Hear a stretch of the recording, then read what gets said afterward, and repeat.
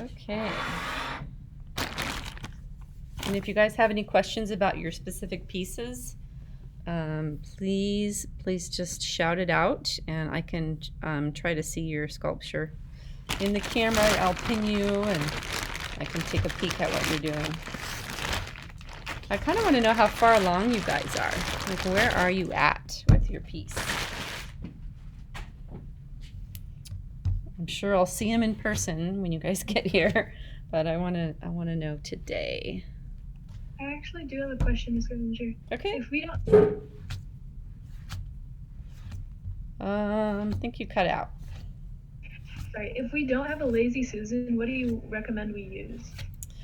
Just a board that you can turn, or you could put it in your hand and spin it, but the board might be better if you're trying to like cut a straight line. You could just shift the board as you're turning and cutting.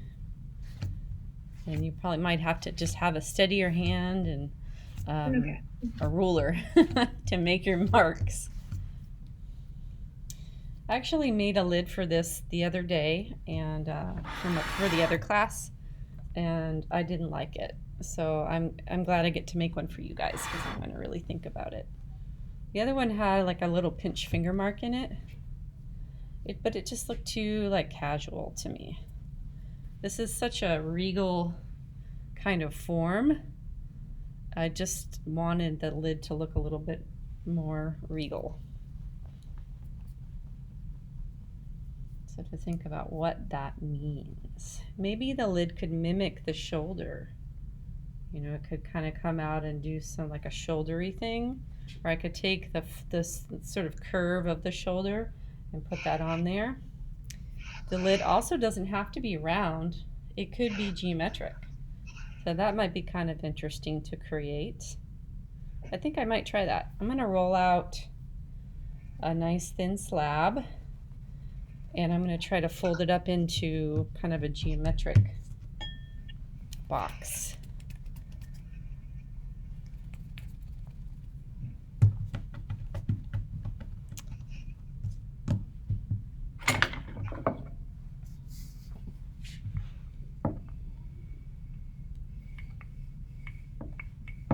So I really want to make a promise to you guys, and if I am not holding up on this end of the bargain here, is that I have a really strong need to get off the computer as well. I'm sure you guys are feeling it. I'm feeling it.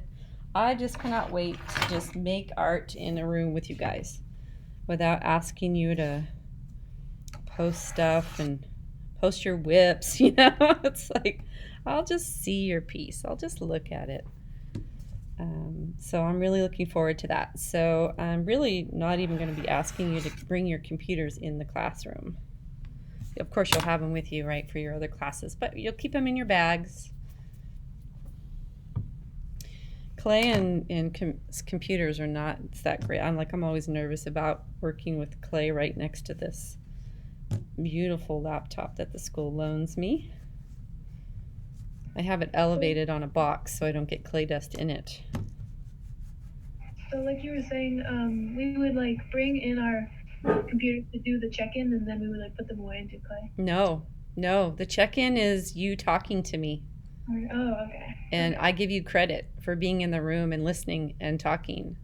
So That's we just don't use them at all. Nope. No. That sounds like a nice change of pace. Isn't that going to feel good to just come into the art room and make art? I think so. Yeah, I am really looking forward to it. Of course, I have to be on my computer because half my students will be on Zoom, but I want you guys to know too that part of me living up to that promise is also when you guys are doing distance learning on a day that I'm in the classroom and teaching, I'm not going to be able to be like, I'll be responsive, of course, but the things I'm going to give you are going to be self-guided. And I'm going to take a little time out of that class period to help you with it if you have questions and you need help. But this hybrid is not designed for your teachers to be, especially your arts teachers, to be sitting at the computer the whole time you guys are in the room working. Supposed to be present with you and making art. Okay, So that's going to be something you're going to have to kind of adjust to. If you're at home on the computer, I'm not going to be here in front of the computer every single second, okay? All I right, also so have another question. Oh, sorry, really, go really ahead. quick another question about so if we're like doing if we're in code A on Thursdays and Fridays when we're not at school, what are we going to be doing? If we we have our play at school and like all our pieces are over here. I'm going to be giving you some, like research, writing, looking into artists, kind of the same type of stuff that I give you on Wednesdays. And Okay. it's going to support the work that you're doing in the classroom, but it is going to be computer work. And there's a chance that once in a while, I mean, literally, when you guys get here, we have what, like not 10 weeks of school left? It's going to fly by so fast. So, and then of course, spring, there's all sorts of things that interrupt the schedule during the springtime, especially at the end of the year. So I don't think you're going to feel like you're stuck on the computer the whole day. In fact, I might even once in a while send a little piece of clay home with you or some paper so you could do a drawing or something that is creative and fun and not necessarily all computer work. Okay? All right, so I made this like really nice little taffy looking piece of clay here for my lid. And I'm going to play around with this a bit. I want it to be a little bit geometric. So I'm just going to lay it in there and kind of mess with it. See what comes out of that play. It's kind of pretty the way it sits straight up like that. I could make another lid on top of this lid. This is part of the process that's fun because you can just put it on there and see what it looks like. And for those of you that are DL, on the studio days when you're working on your clay, you're going to be on the computer, but you're going to be with me too. I'm not going to ignore you, I promise. I will be present for you.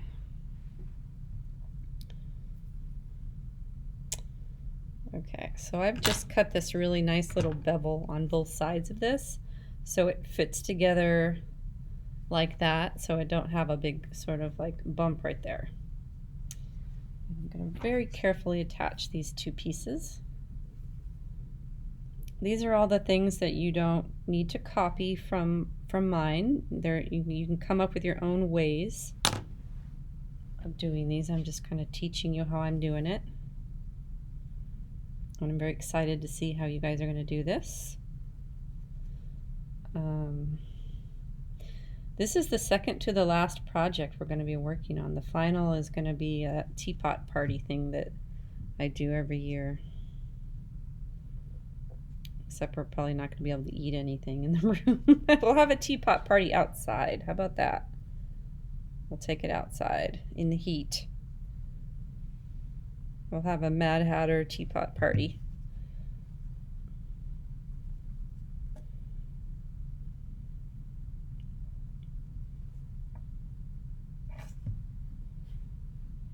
Okay, so I've got that nicely attached.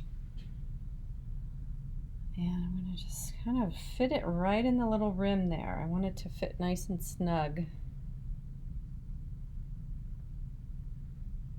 So I have options here. I can either put another slab on top so it's flat, or I could make a little round pinch pot top, or I could pinch this together and I don't want to do that though because I like this form. I like the straight up, kind of gives the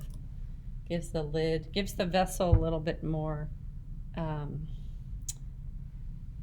regalness or power or something. Finishes it off, let's put it that way. So I think I'll do a little pinch pot cap. So pinch pot. Oh, cool, Itsy. Yeah, totally. Steal that from her. Yeah, if you guys are, there's really cheap Lazy Susans out there too. Like cake decorating ones like Itzy's going to use, or there's cheaper ones. Just Google or go into Michael's into the cake decorating section and look for one. Okay, so I'm going to take this. It's kind of like a little stone shape. I'm going to just pinch it out. Put my thumb in the middle. Pinch it out.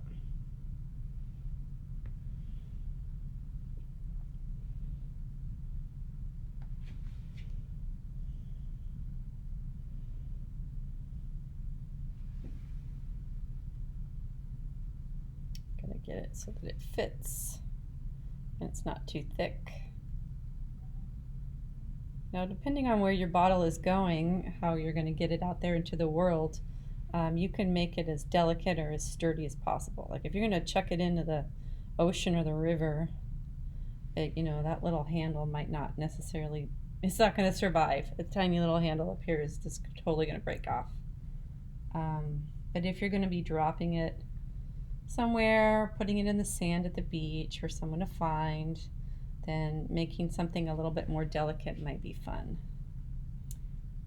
And just a reminder, what are we doing with these? Well, of course, we're going to be sending them off into the world, but for the bottles, we're going to be making a note on the inside that has a hashtag on it, and I'll make an Instagram page, and the little note's going to request that whoever finds that bottle take a picture of it and hashtag to our Instagram page so that we can have the joy of seeing that bottle be found, and maybe even the reaction of the person that finds it, right? Maybe you make a new friend, or maybe you get a boyfriend or girlfriend out, who knows?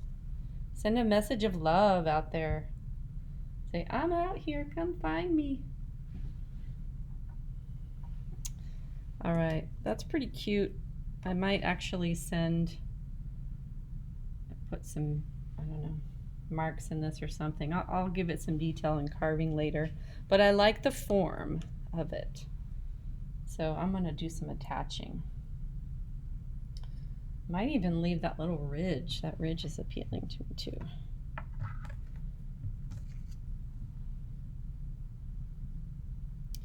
So this is some more delicate scoring here because this is such a tiny little section.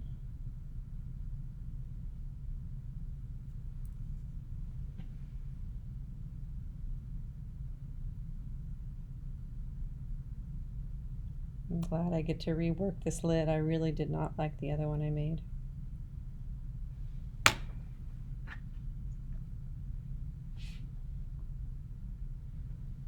Well, sixth graders are working on this right now, and they're pretty. Sometimes, you guys, they impress me. They really make some incredible things. Sometimes I'm like, God, did a sixth grader really make this? And they're working on this project too, so you'll get to see their work.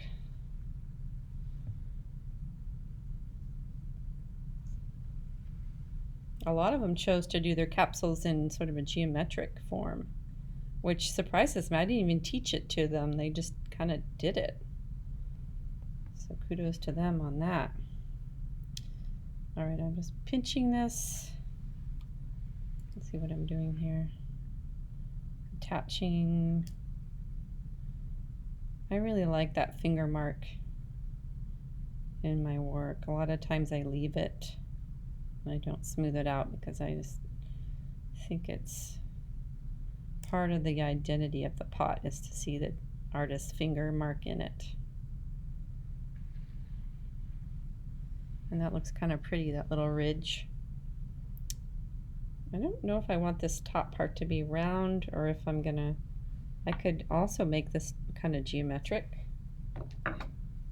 Could take a little paddle to it. Give it some geometry. I'm telling you, if you have not tried the paddle yet, go get one. It will change the way you work with clay.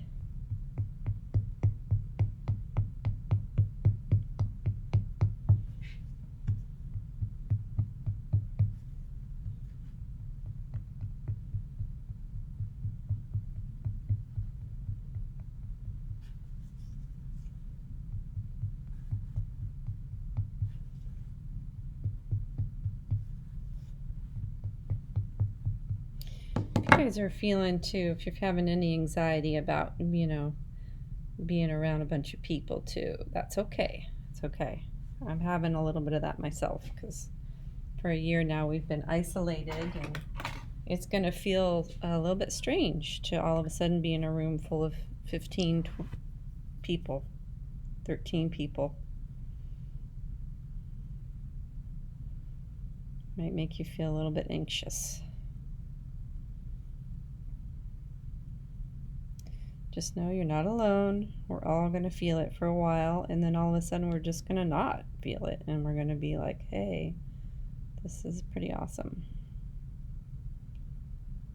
Or you might not feel that at all, and you might just like be totally overjoyed. Who knows?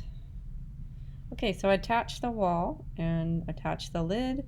I gave the lid a little bit of geometry. Now I have to make a flange for the lid because it's just not going to stay on there if I don't have a way for it to sink into the neck here. So I have to really study this and decide how do I want to do that.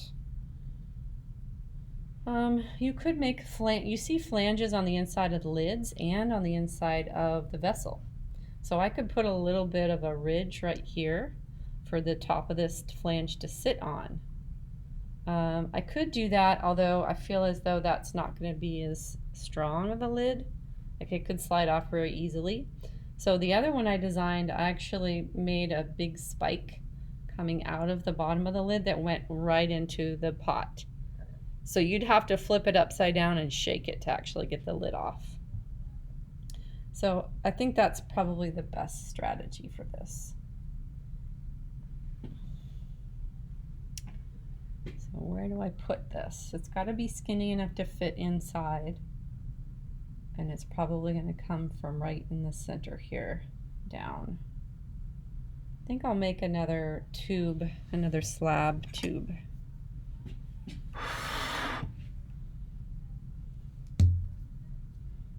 It totally is, Itsy. I actually have some funny stories about that, but I probably won't tell you here on Zoom. I've been known to be pretty creative in that realm, giving gifts and making things for people. It's pretty flattering when someone makes you something. It's much different than getting a text or a, because you put your time and your energy into it. Think about that for a second.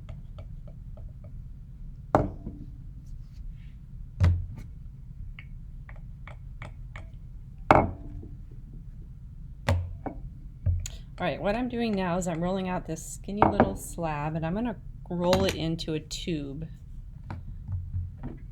And that tube is going to become kind of like a cone that I attach on the inside of my lid here.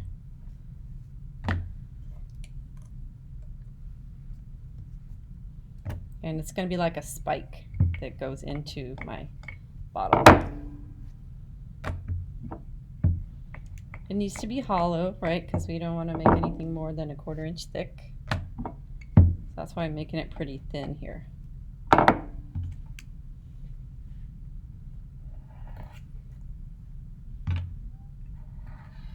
So this is kind of how I make a cone shape.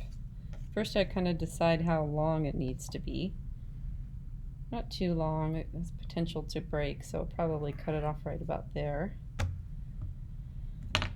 And then I'm going to roll this. I'm just going to kind of roll it like that and see where it lines up. See, I've kind of folded it like a little pastry here.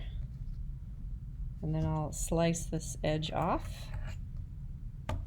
And I don't need this extra piece up here either.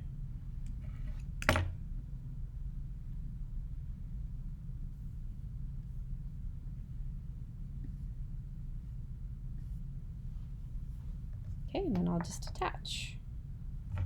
Score the areas that are going to touch each other here.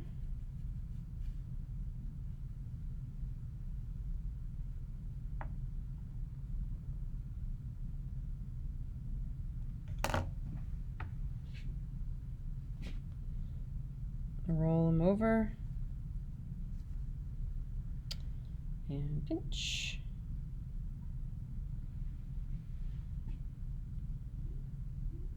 Experiment a little bit with this. You might have an idea and you're like, I'm not really sure if I can make that. Well, try it or ask me, how would I do this? How would I make this? I really want to make it look like this. How would I do that?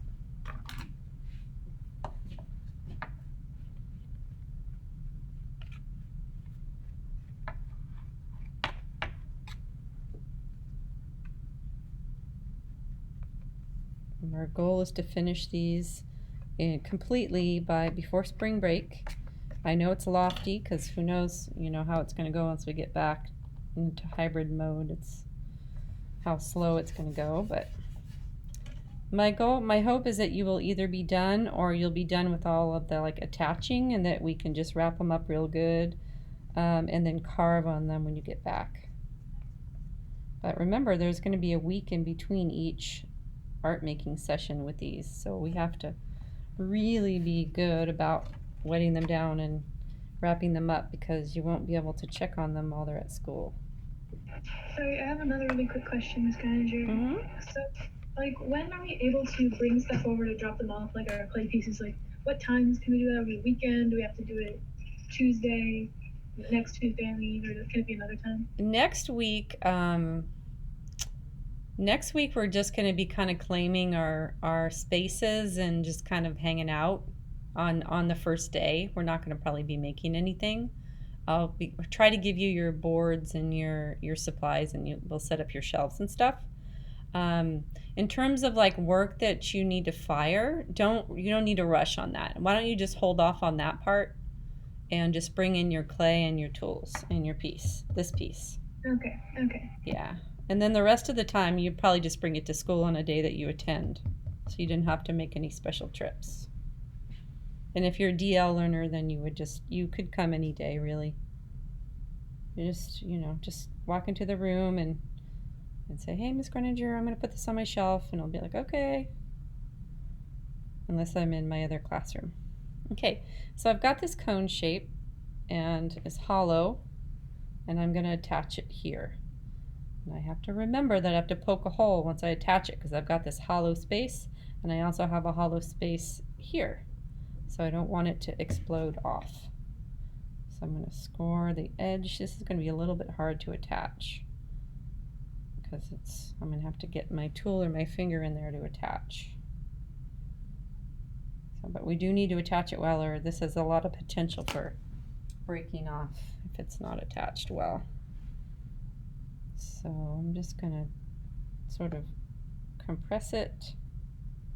It's like a tongue. I'm going to compress it in there without collapsing it. And then you're going to have to take a tool and really push it down in there and attach it that way. I was telling my 6th graders a good tool if you have a baby sibling, or maybe you just have leftover stuff from your baby sibling. A baby spoon would be a really good tool. It would be almost just like this. Or any kind of little serving spoon in your kitchen for appetizers or pickled things.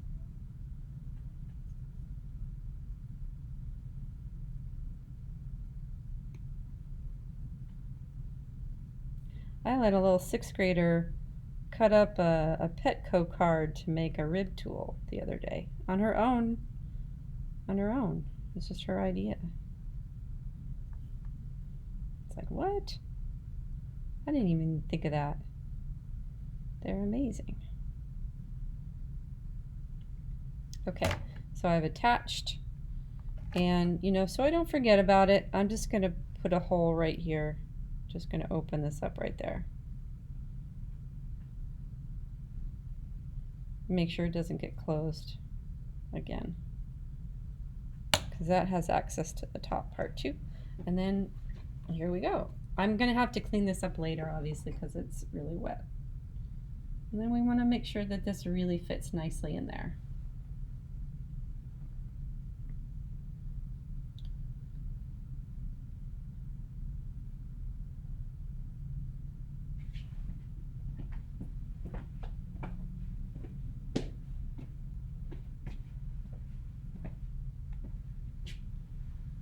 All right, I am kind of running out of time, so I'm going to switch gears to the capsule. quick photo of this before I wrap it up.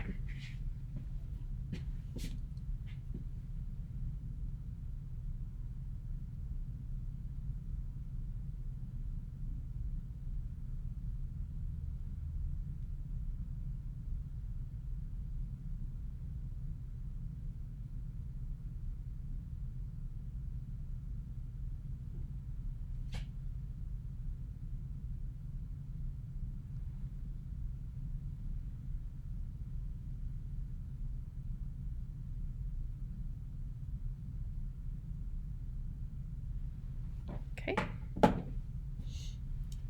Here's a quick note. If you make a lid, you do need to dry the lid with the body or it will warp and not fit, but you do not dry it without putting some paper towel in between those two pieces because it will suction itself on there and you will not be able to get it off. So here's the trick. Just take a little piece of paper towel, and I like to wet it because it conforms to the shape and I don't lose my tight fit. But I have something in between that's going to prevent it from sticking and suctioning.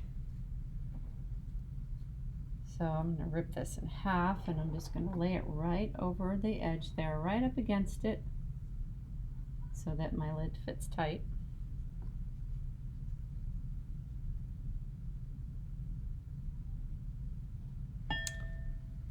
And then just put it there and make sure it's the shape that you want it to be because it's going to start to dry and you won't be able to move it anymore.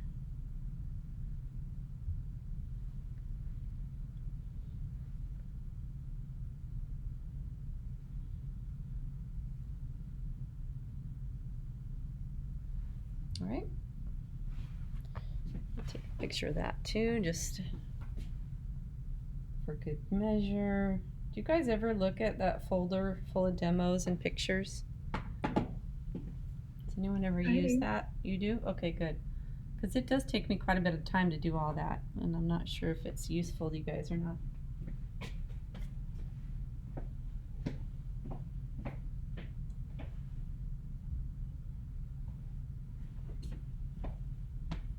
So once your whole piece gets to be leather hard, you don't want it to dry out any past that until you're totally done carving on it.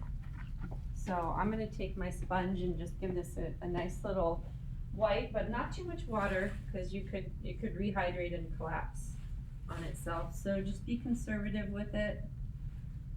But now is the time to kind of babysit it and not let it get any drier. To still double bag it.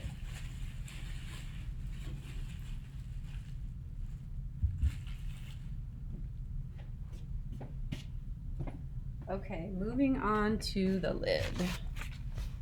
I think I'm gonna do a new video for this part.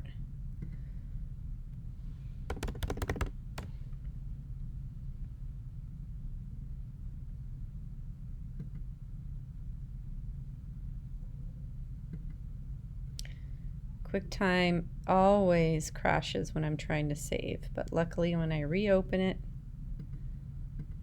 it is